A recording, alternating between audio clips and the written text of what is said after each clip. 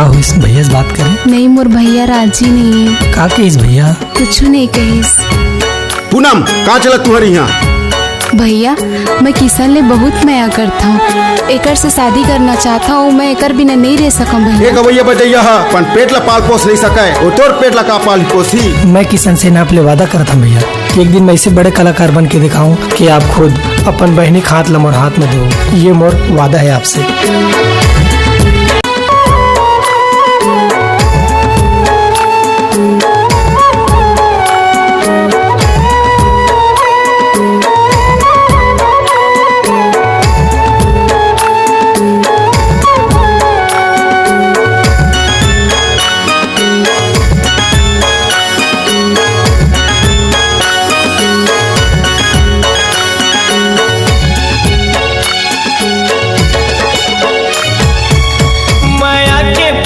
सब लिख लिख के थक गए हो, तोरी सूरत याद के कब से तरस गए हो।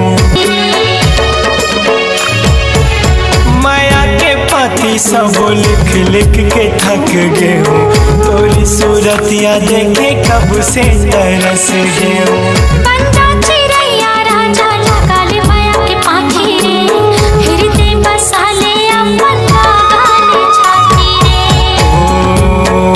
सपनाओं का बराते मोला रने, मोर सपना का बराते तोला राजा।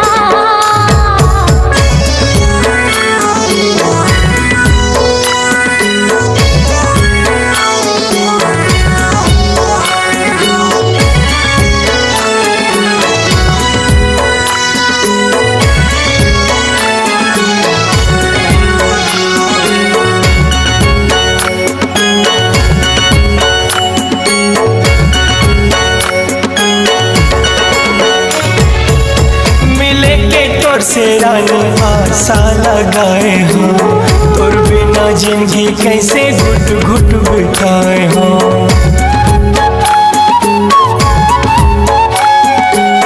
होगी जुदाई बहुत मिले बेरा भी आहे रे, कब तक ले मेरी दुनिया हमला सताही रे। मिले के तोर से रानी आशा लगाए हो, बिना जिंदगी कैसे घुट घुट बिताए हो।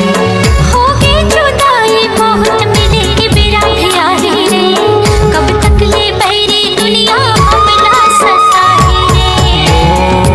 और हृदय माँ कैसे तड़पन होते रहने,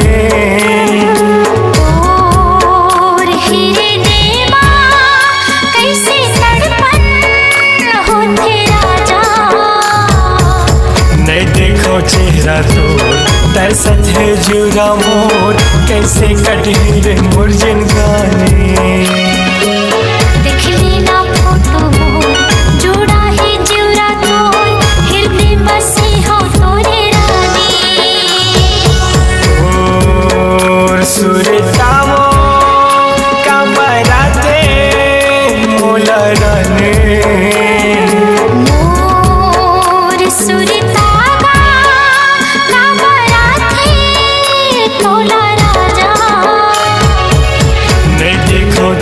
तो तरसत है जुरा मोर, कैसे कटी रे मोर जिनगाने।